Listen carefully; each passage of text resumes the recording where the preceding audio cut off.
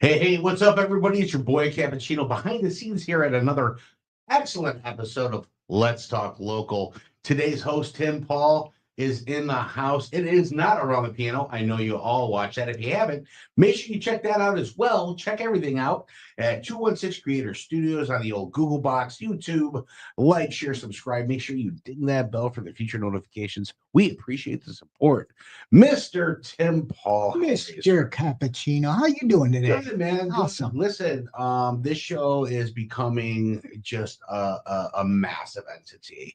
We're to the point where we're booking out for the year, and we are helping the communities in your area, my area, everybody's area, based on wherever you're local. If you guys are looking to get on Let's Talk, info at 216creatorstudios.com. That's info at 216creatorstudios.com. Book an appointment, man. We're filling up fast for the year. Tim, what's new with you, buddy? Well, I'll tell you, we're keeping busy with all these podcast shows. We're lining them up around the piano. We've got some interesting guests coming. In fact, we may have another Around the Piano guest here we'll talk about in a little bit. It's funny how it leads into. Isn't that funny how that works? It just really is. And so, have you gone to anything here in Crystal Lake? Any events or anything lately? Yeah, you know what? We've had some really cool events at the Rouse Center. We had a 6x6 art auction, which raised money for the center, and we had a great. In fact, I played piano at that event, and our buddy Aldrin was there. No, actually, Aldrin was supposed to be there, and he failed on me. So Aldrin, we got to talk again. Yeah, good job, Aldrin. Yeah, but our buddy Tommy came in, and so listen, and I don't know, do we have Tommy and Q? Yeah, we have Tommy and Q. We're gonna. No, we don't. Okay. Listen, Tommy Lathan is one of my faves here. He's part of the studio at this point.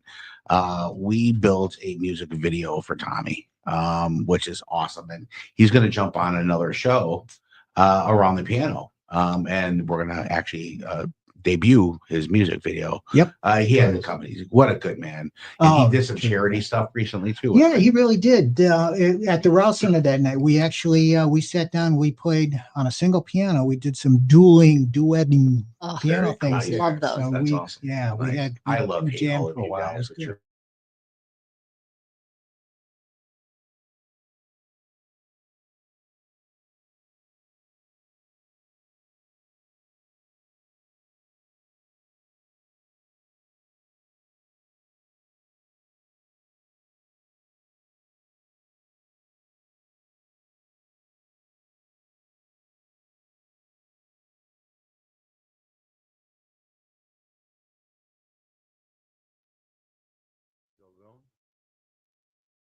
Okay, well, there's some editing to do. Okay, so it just drops it out. Technical difficulties, folks. You would think we would know what we were doing at this point, putting a studio. So hey, listen, let's go ahead and bring in our guests today because I'm excited about this. Not any more excited than I am. These are two of my favorite people in the whole world. Bobby and I love you guys to death. So awesome. Nick Love and you guys. Lauren, Yes. and Thank you. Hello. Yeah, welcome to the show, guys. Yes, Thank thank you. you Thank so you much for for having having us. and you guys own Chicagoland Dog Training, Mhm. Yep. and you're based out of McHenry. Yes, And you got it. When did you open up the new location? You were working out of your home when we worked with you. You got it. Correct. So as that was the plan all along, we opened and moved. So we moved in December, what was it, 20th, 2023. Correct. Okay. So it's already been a minute. Yeah. Yeah. That's awesome. Well, in fact, I have not been up there to see you No, guys. Up Yeah, there. you We gotta gotta come get up. there. Yep. Emma's Gotta gonna come want to see. visit for Oh, yeah. sure. Oh, Well, these two, we're going to get into a lot of things, but these two actually helped us train our collie, Emma. When we'll bring her on board before we sign off today, and we're going to have a little video that's going to show. Yeah, we got a her. little video to show you guys. Yeah. But Emma was a great collie, great dog, but she was a puppy, and we brought her to you guys. She stayed with you for a couple of weeks. You got it. And she came home. She was a different dog. I'll tell you, you guys had to train us. Yes. There was more us than Emma, I believe. But that was so much fun for her. Oh, yeah. I know that she loves going back to visit you guys. She jumps out of the car and comes see you. And then today, when she sees you for the first time in a long time, I know she knew who you guys were. Oh, she yeah. came right to you. And it's important she used her nose. Yes. She gave us the full sniff down. And she said, hey, I remember these guys. Yep, she really did. Yeah. That's so cute. So how many dogs do you train in a week's time? Oh my goodness. Depends. It depends. Like right now, we have about 20 dogs in our facility. We have dogs that come for like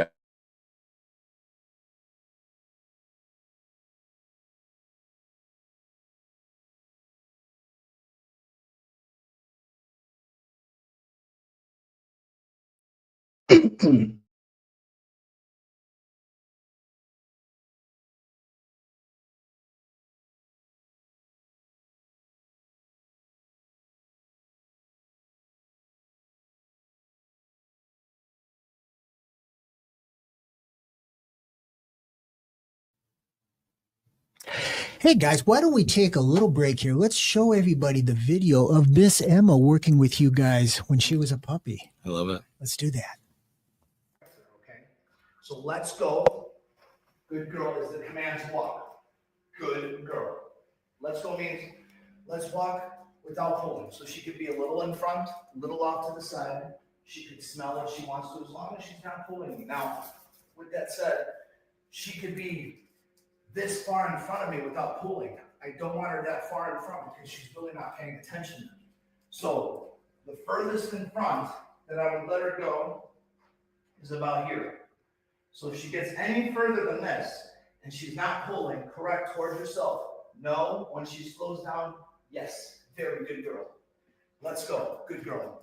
When you're making inside and outside turns, practice doing this inside the house as well. Notice I'm dropping the leash to create slack, so she's doing it all on her own.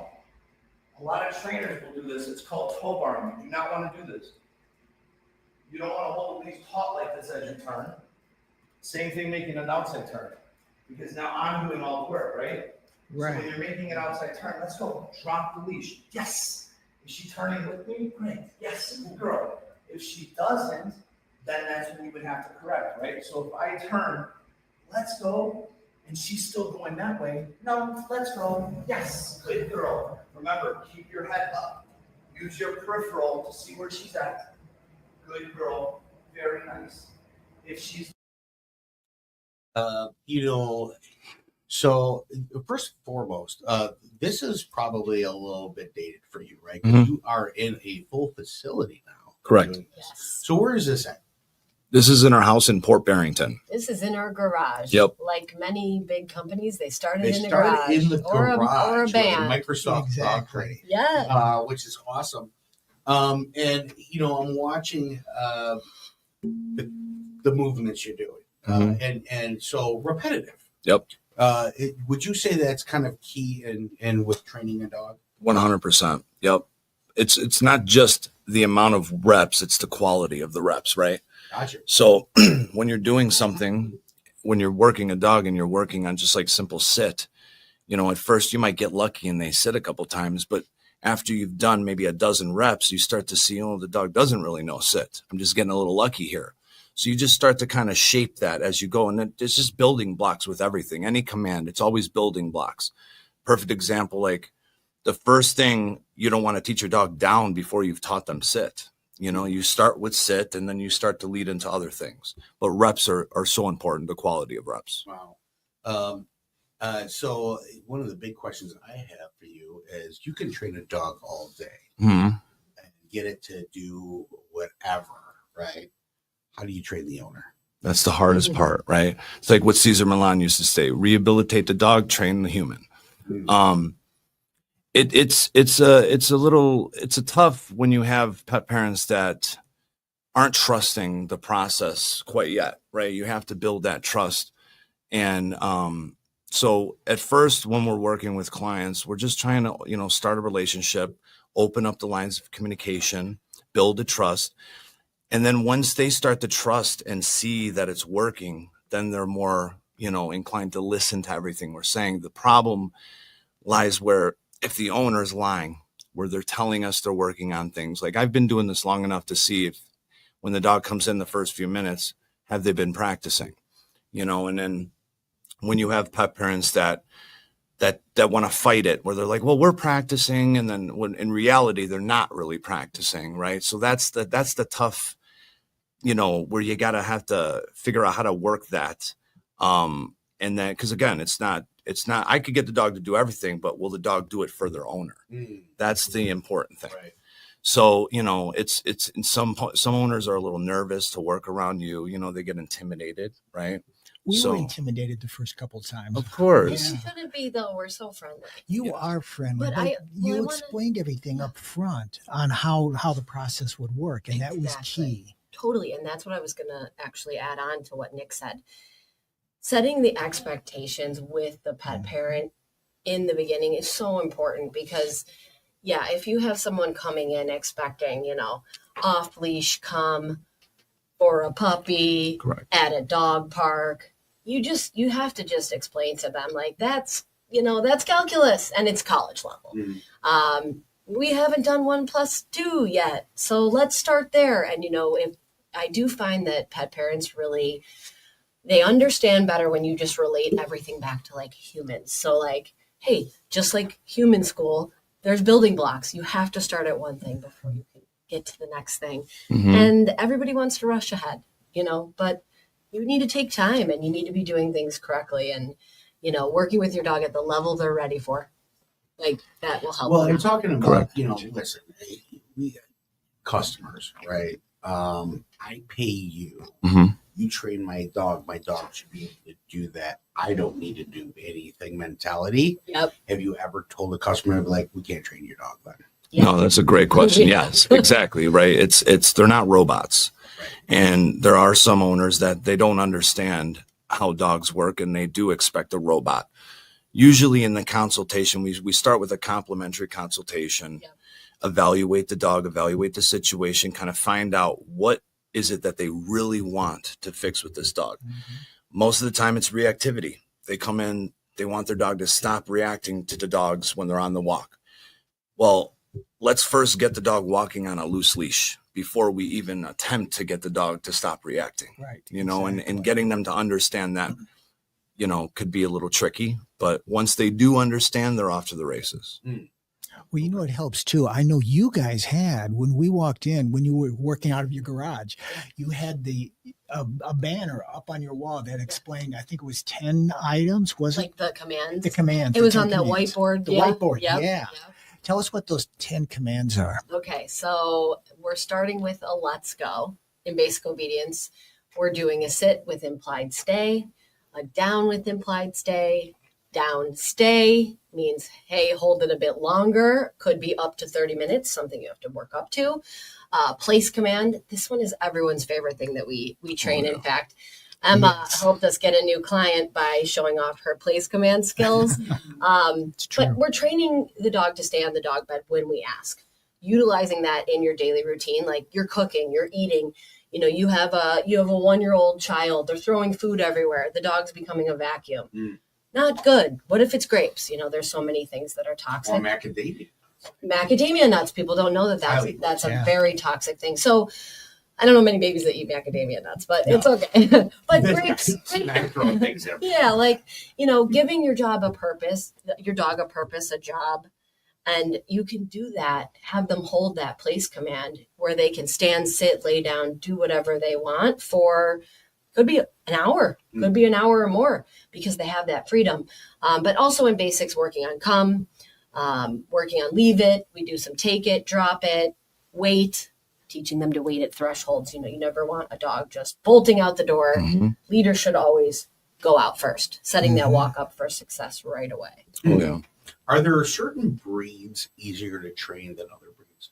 Oh yeah. You can take this one. Oh yeah. Well, yeah. Like of course, like the border collie. You know, anyone could train a border So collie. smart.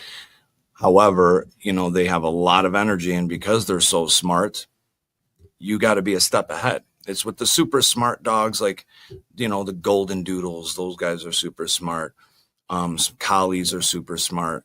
When you're working with those dogs, you got to be a step ahead because they try to find all the little holes in your training, and they'll manipulate, and, you know, they'll try to beat corrections. You know, for instance, when the dog when we're training, we're utilizing all 4 quadrants of the learning theory, right? So we're not just positive reinforcement. We're using positive reinforcement. We're also using positive punishment. We're using negative reinforcement, and we're also using negative punishment. Mm-hmm.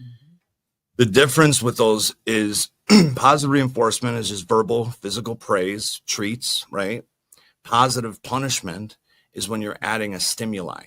So that would be the correction of the collar, right? When I add that pop timed with a verbal no, that's positive punishment, right? Negative reinforcement is if say the dog's pulling and I'm holding pressure, and when the dog stops pulling, I release that pressure. That's negative reinforcement. Where negative punishment is just simply like, say the dog's jumping on you and you just turn and ignore them. That's negative punishment, right? So utilizing all 4 quadrants is important, where when you have like treat trainers where they're just using that one quadrant, we call them limited dog trainers, because you're only going to be able to do so much. It's true. Yeah. And we've experienced that with Emma, and Yeah. one of her, I don't want to say bad habits, but sorry, Emma's under the table here, so we're talking about her. But She's coming. Emma would jump up on Right. people, Yes. and we had to train our family and friends to turn. Yes. Correct. And it works, and she rarely jumps up on anybody anymore because of that. Yes. And if family and friends are petting a jumping dog, you're just reinforcing that. You're positively reinforcing right. that. And we hate the word punishment, right? You're not punishing. Correct. A training. dog doesn't view it as punishment. But just like a kid, you're going to teach them that no it means no, Mm-hmm. you know, but even with dogs and kids, it's so important to also praise at the right times, giving them, Yeah. yes, good girl, good boy. Yeah. Corrective alignment. Yes. Balance. Having that balance. Exactly. Exactly. So let's talk about you guys real quick. There's obviously a lot of passion Mm-hmm. for what you guys are doing. Let's get this story. How did you start? Why did you start? Yeah. And how did you start? So before I met my wife, I years ago I started working for the police department, and that's what I thought I was going to do for the rest of my life, was be a police officer. Had, you know, buddies that were cops. My cousin was a cop, and as I was working for the police department, I realized that it wasn't for me. It was turning me into someone I wasn't, you know, because you're dealing with criminals all day long, right? So it wasn't for me. And my cousin was a canine officer for the same police department. I started just seeing her working with the dog, and I was like, maybe this is for me. So I started volunteering at shelters, working, you know, just kind of dabbling in it, and I fell in love with it right away. And then since then, right after that, I went to dog training school thinking that this is the next step. I got to get certified as a professional dog trainer. Little did I know that I didn't, right? So I get the certification, go through school. One of my first gigs was PetSmart. I wanted to just work at PetSmart, see what they do, what, you know, their style is. And funny story, when I get in, I get the job, and then about 2 weeks into the job, I'm training, and my manager is talking with me. Somebody walks in and goes, are you hiring for dog trainers? She's, oh yeah, take the course in the back and you become an accredited dog trainer. I'm like, what? So I just went to school for 2 years for nothing. Right. Now listen, of course I'm happy that I went to school because it taught me, but the experience taught me more, right? Working. Hands-on. Correct. Yeah. Right. So it's like I learned a little bit, but if I never went to school, I would be exactly where I am right now, because all of the experience taught me way more than I learned in school. You know? Yeah, and that's For sure. usually true with almost anything. Correct. Yeah.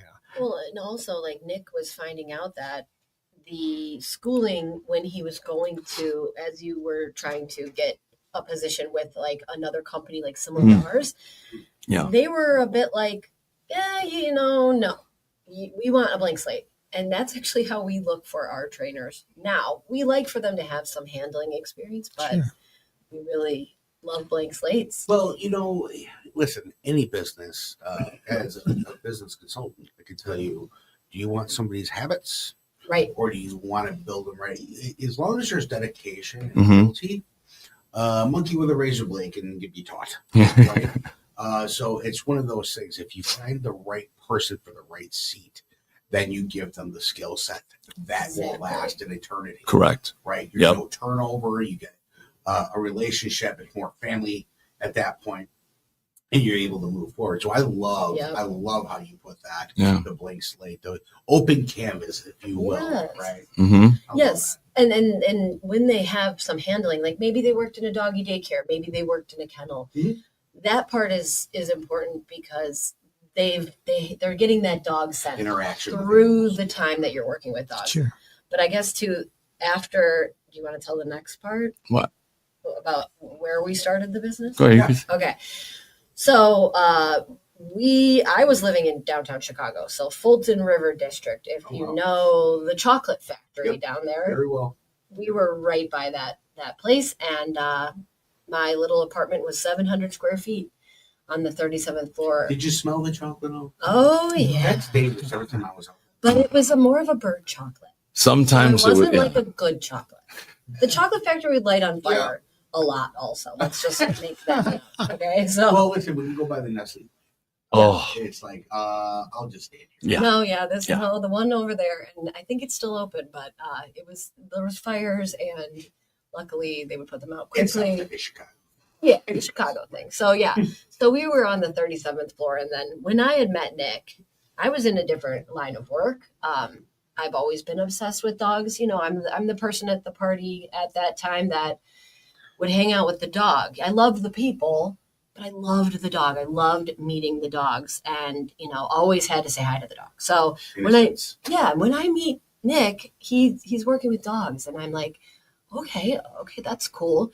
And at first, I never thought I would actually be a part of the business, but we started Chicagoland Dog Training in that 700 square foot apartment, and we were allowed to have 2 dogs. So we would have 2 stay-in trains. We would use the park next to the building. We would utilize the hallways. We were doing go-home lessons in the hallway, or driving the dog back to its home and doing a go-home lesson. I mean, we were so creative with it, you guys. It was crazy. That's brilliant. But it was a 700 square foot apartment. Sure. It's very, very small. So the elevator, 37 floors. There was potty accidents in the elevator. So it'd be like, Lauren, grab the paper towel. Okay, it's the elevator bank number 4. And I'd be like, okay, send it back up. Your neighbors love it. Clean it. No, and guess what? No, we were so good with the dogs. There was never a complaint, none of that. No. So it was great. I loved those, yeah. The worst thing, I think, was off-leash dogs in that park next to our house. Off-leash dogs coming to us with an on-leash dog, owners screaming, they're friendly. Oh. Well, we don't care if they're friendly. What if the one I'm with isn't friendly? So that was a difficulty, right?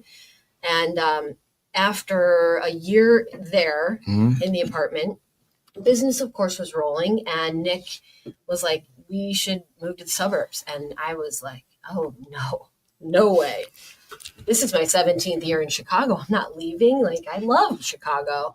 But luckily, Nick forced us to move. I like the way she worded that. Yeah, but that's the thing is, like, once, you get back out here and you realize, like, the trees, the nature, the smells, free parking. The restaurants have come out here. It's wonderful out here. We found our house in Port Barrington, and so we moved the business to the house. Of course, 1 month after we move in, business was going great. The whole world shuts down. It's COVID. Yeah. So we're in a full-blown panic. That's But great. With the help of one of our past clients, they randomly cut us a check for future training for their dog. They knew we were probably struggling. And let me tell you, that made such a difference, knowing we had just a little extra. cash on hand with our first mortgage. And then we found out everyone was adopting dogs. Everybody was. So we knew in our hearts that we were going to be fine. Yeah. So, I mean, listen, your income, you guys were in this to win it. So there was no backing up. Supplemental income coming in. You're living in Port Barrington. Yeah. There's bills to pay. You're Scary. putting, just like any real entrepreneur, you put everything on the line for your business. And then COVID hits. Yeah. You got it. Yep. So when COVID started dwindling, you started seeing the impact of all these dogs being adopted. And then they needed to go somewhere to get them trained. And nobody really crate trained because they were thinking, hey, I got a puppy. I'm home all day. This is great. So it was like laptop, puppy in the lap, right, all day long. But and so no independence building when real life reared its ugly head. Yep. Now these people are going back to work. These puppies are destroying their house. A lot of separation anxiety. Yeah, the separation anxiety is so bad. And, that was tough. And there was a lot of dogs that just, in that first couple weeks of life, they weren't taken anywhere. I mean, us humans weren't getting the socialization that we needed. Yep. Of course, these young puppies weren't. But we've worked with a lot of them and helped these families get them on the right track, with the understanding that had to be one of the more difficult things that you guys encountered, because some of these puppies were actually beyond puppies by the time you got to them. They were 3. Correct. 2, 3, 4. Any dog right now that is 5 is a COVID puppy. That's right. Because that's how many years ago. That's right. Yeah. Well put. You labeled it pretty well. Yeah. Let's talk about the separation anxiety real quick. A little tip and trick for the people watching and listening. This is what was told to me, and I don't know if this is true. So I want some fact on this. When you leave your house, the dog doesn't really know how long you're gone, but it's your scent that starts dissipating is where it really gets to the animal and say they're gone. Then when you come back, your scent comes back to that. Is that true? Correct. Is it? I mean, of course, your scent is still there, but like you described, it's so strong because you're present. Right. And then when you leave, correct. So, but the thing with separation anxiety, it's easier said than done, because if you've already gotten to the point where your dog is panicking when you leave, now you have to play catch up. So now you got to do a lot more than you would if you were just starting from a blank canvas, right? Like Lauren was saying earlier, building on the dog's independence. A lot of people, when they're home, they're like, well, why should the dog be in the crate? I'm home. But the dog's not building that independence. You need to be home and have the dog say, oh, this is normal it's like a kid going to their bedroom, right? So when the dog is like, oh, this is normal, and you've established that, then when you leave, the dog's like, oh, they're coming back. There's no big deal. I don't have to worry. But when you're constantly with your dog, when people work from home, the dog, yes, it's great that your dog is with you all the time, but sometimes practice some independence. Pop them in their crate. If you're not using the crate, pop them in the other room. And if they're losing their cool, that only tells you got to work on it harder. That's right. Well, I remember one of the things that you guys taught us to avoid that was to practice that. Go out and leave the house for 10 minutes at a time, come back, then make it longer each time until eventually they realize that every time, no matter what length of time it is, they know you're coming back. Correct. Yeah. So that relieves the anxiety at that point. Exactly. Yeah. But it takes work. Oh my gosh.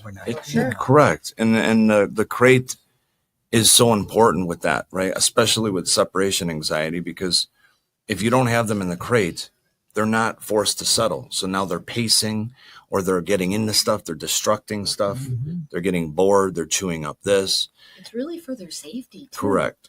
We have to remember these are animals. Starting off as a puppy is easier, but it's going to tug at your heartstrings. You're going to feel horrible. You're going to feel bad. You do. You feel horrible. Like, oh, they're so sad. But if you just stay consistent and get it over that hump, like, night 3, much better. Right. Oh, you did it, great. And they love you so much deeper because you've given them that those boundaries.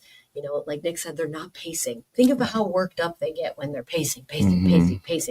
And then they might eat the door, eat the woodwork, chew the cabinet, you know, rip up the tile. We've heard all these things. Yes. Take the carpet off the stairs. I mean, dogs can be extremely destructive. And then what if they eat something that's not good for them? Right. Yeah. It's like we need to keep them safe, but it starts with practicing crate in your home where they can't see you, low traffic area, no bedrooms. Everybody wants to put the crate in their bedroom.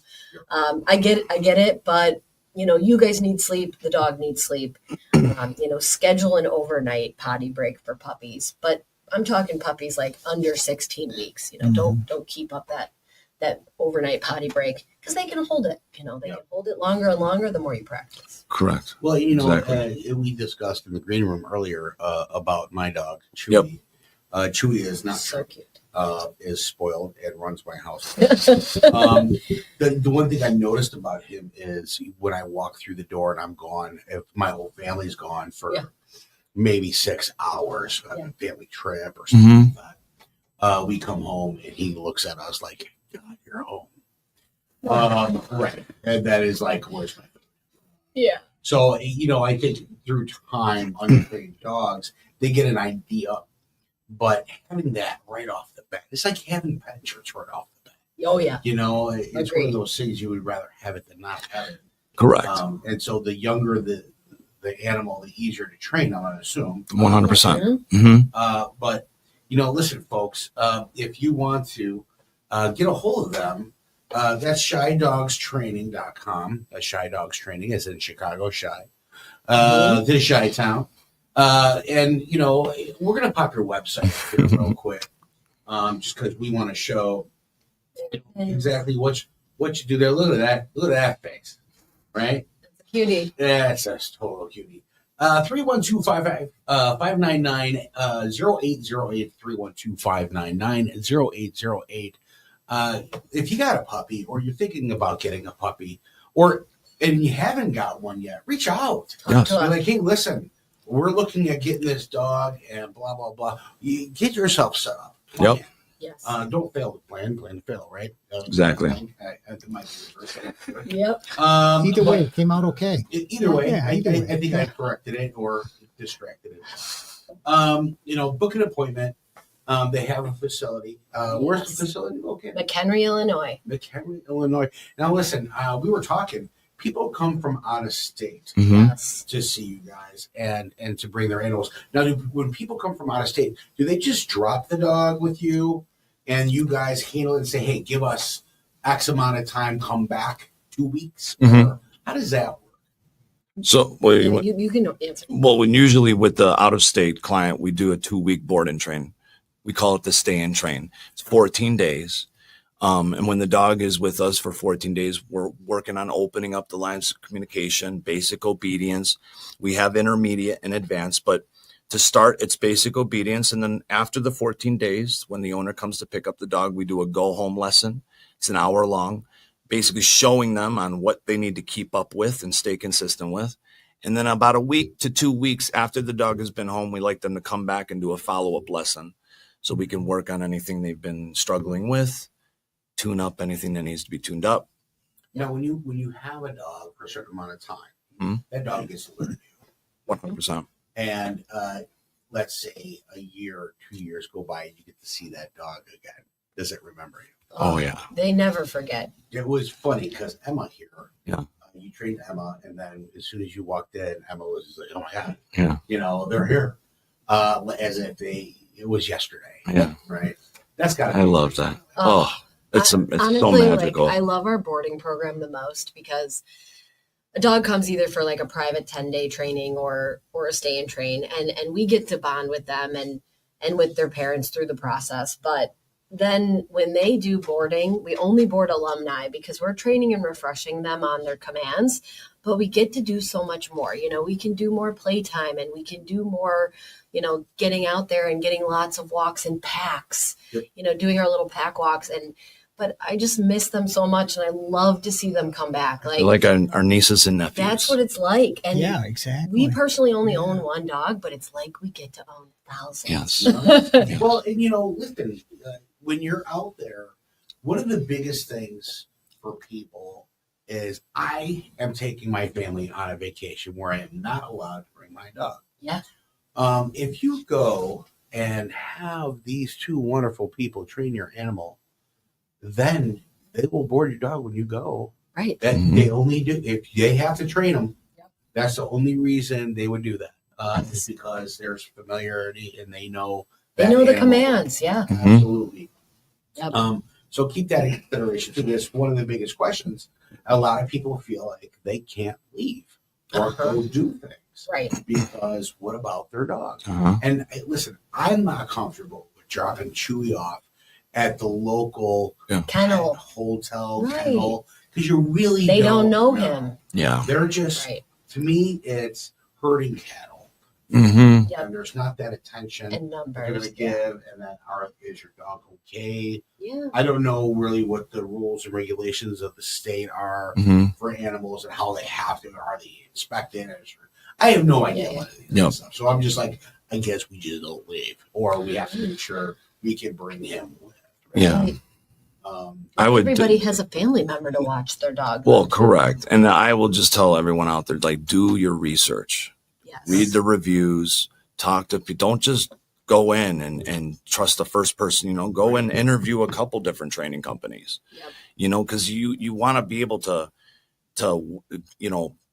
click well with the trainer. It's like, it's fine but some trainers are a little bit more militaristic where they're not going to, so you got to have connectivity. Correct. Not everybody's meant to connect in Mm-mm. this world. Otherwise, everybody would be happy. It would be Exactly. nice. Exactly. And everybody would be able to do it. Yeah. And the world doesn't work that way. Correct. So you got to make sure that it's a fit for your animal and a fit for you and a fit for you. Mm-hmm. Right. So all three parties have to be able to have that mutual, very similar to bringing your child to kindergarten. When your child comes, or daycare, they come home from an education. You have to continue that process. Mm-hmm. Now, in real life, I'm going to show my age a little. School was at home. The extension to my home was the school. Mm-hmm. We educated at home, but today it seems a little more the opposite direction. But I'm so old school. I still run that way. I love it.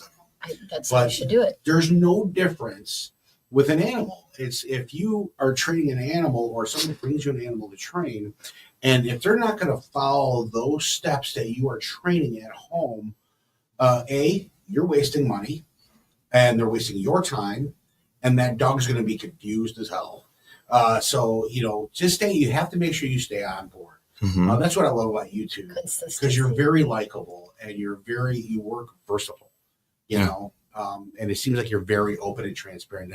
That's usually key in any situation. Yep, 100%. Well, you know how you can tell. I don't look at it as how the people react to you. I look at it as how the animals react to you. Sure. And that was our first impression of you guys when we came to your house.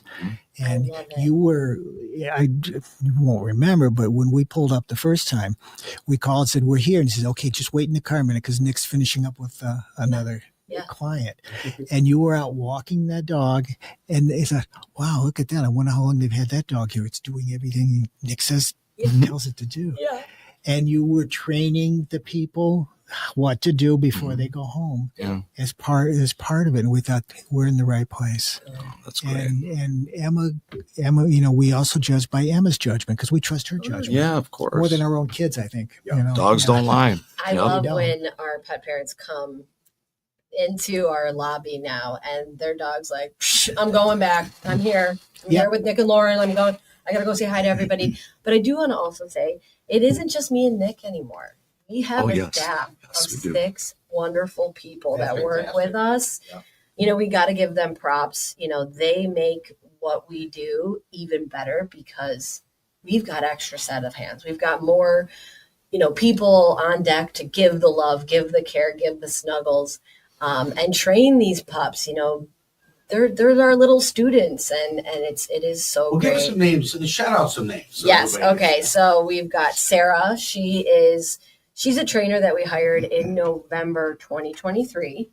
since we were running it out of the house. So, we didn't want just anybody come into our home, even though all of our clients did, but we love them too. So, she was the one that started at our home, but only about a month.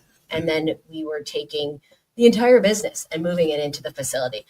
To be honest, I kind of underestimated the size of that move because it was essentially like every single thing in our beautiful finished basement that needed to go to work. So we had a big trailer, crates, equipment, galore. So she helped us with that move. She got us in there. She was great. The first 6 months of being in the facility were really wild because we didn't have an overnight. We didn't have anybody else but Sarah. We lived there. So we had to live there. Yeah. That was tough. But it was just a lot of back and forth. So go home, shower, change, laundry, come back. The dedication you have to have for that. It's got to be strong. So it's the entrepreneurial spirit. Yeah, but it's not easy, but it was so fun. And we're so happy we went through all of that to get to where we are now. We also have our girl, Deanna. She's one of our other trainers. We just hired a new girl. Her name's Ginger.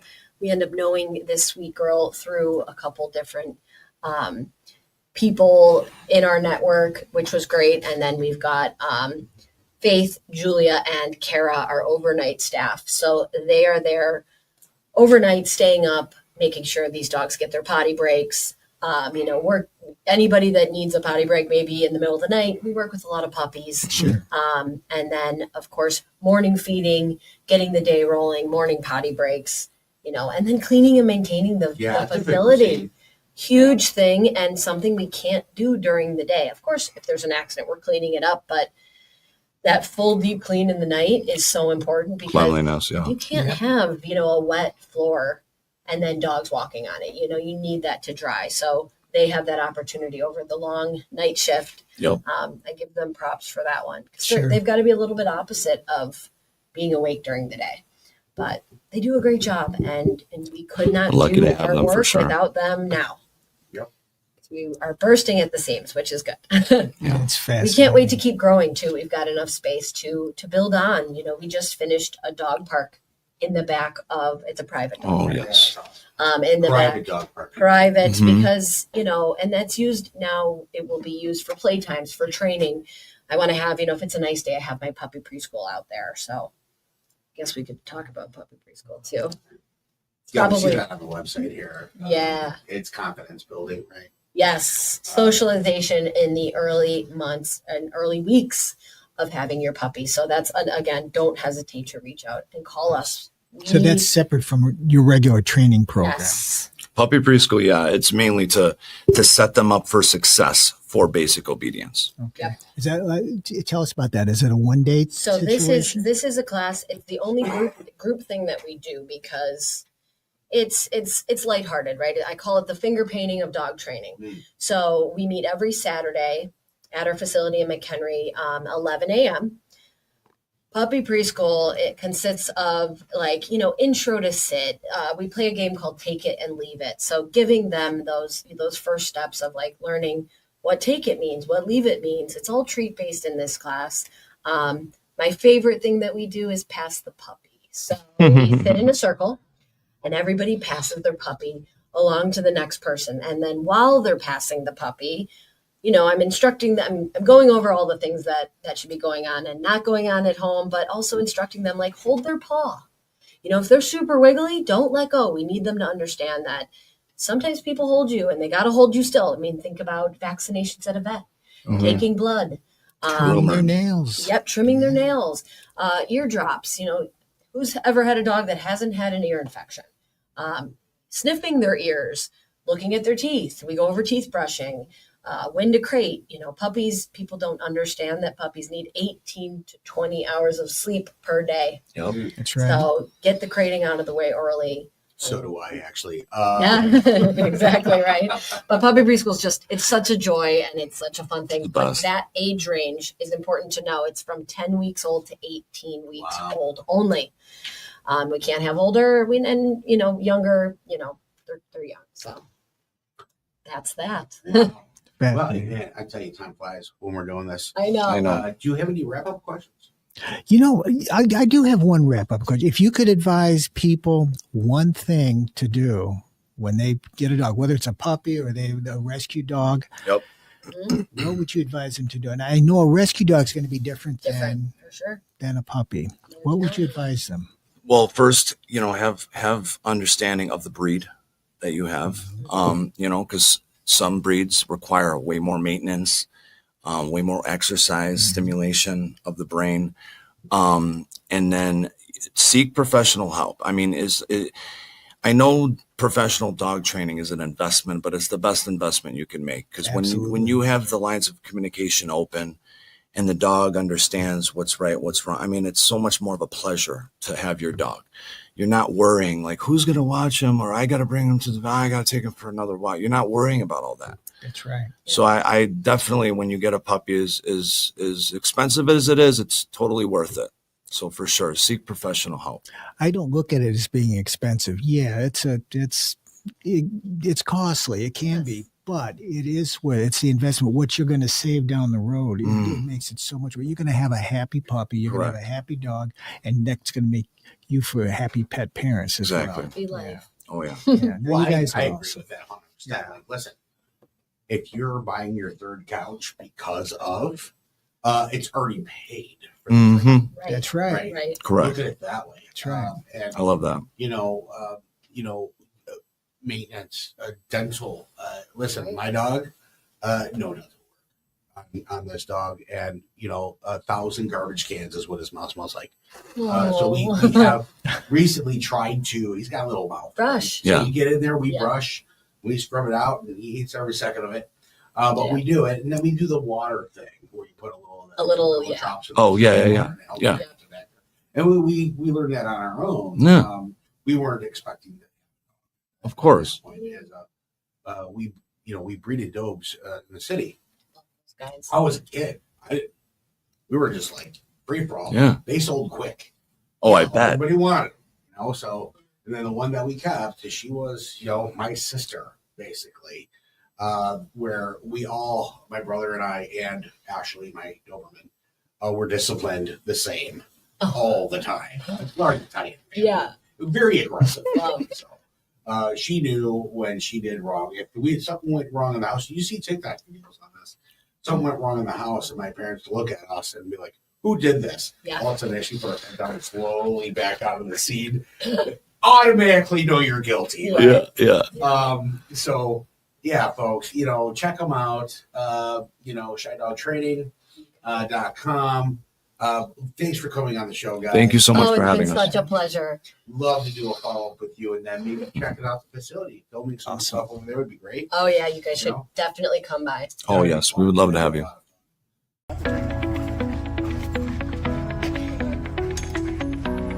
They love the pool.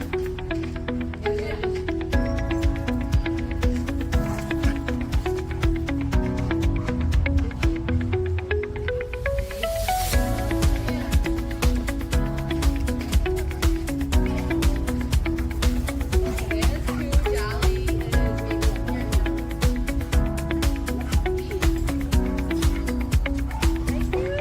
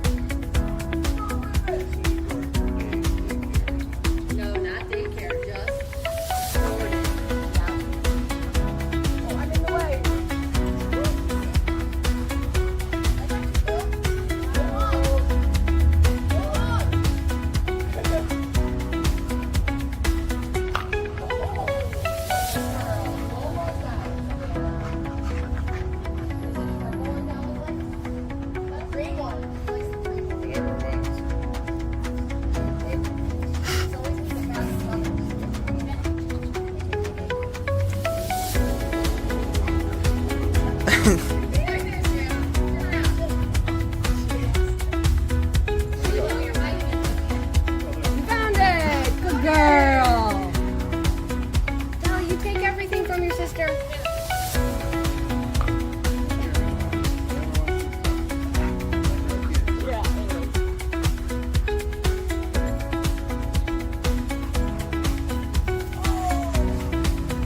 Right, before they get too tired.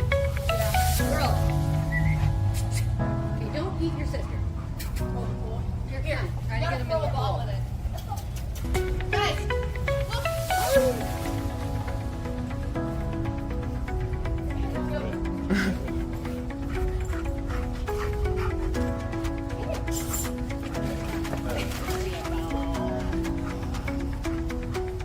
Guys.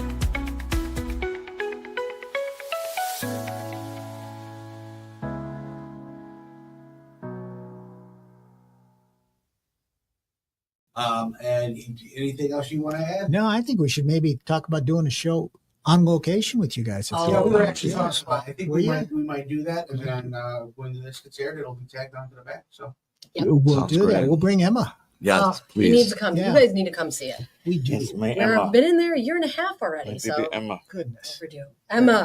Emma's under the table. Yeah, just take it She at looks so noon. happy right now. She She's does. just under the table. Oh, good girl, Emma. Big old Yeah. shiny Emma, eyes. you want to make an appearance? Yeah, you make appearance. You good girl. She's like, I don't want to be on camera. She's wrapped all around the cord, so maybe not. Oh, Emma. Yeah, let's not pull her off. Let's not It's pull her okay. off. We'll wait. We'll You wait. can lay on Okay, my folks. foot. Hey, listen, until next time, make sure you check us out on YouTube. Like, share, subscribe, ding that bell for the future Ding, ding. notifications. Hey, listen, we can talk local, but you can also listen global.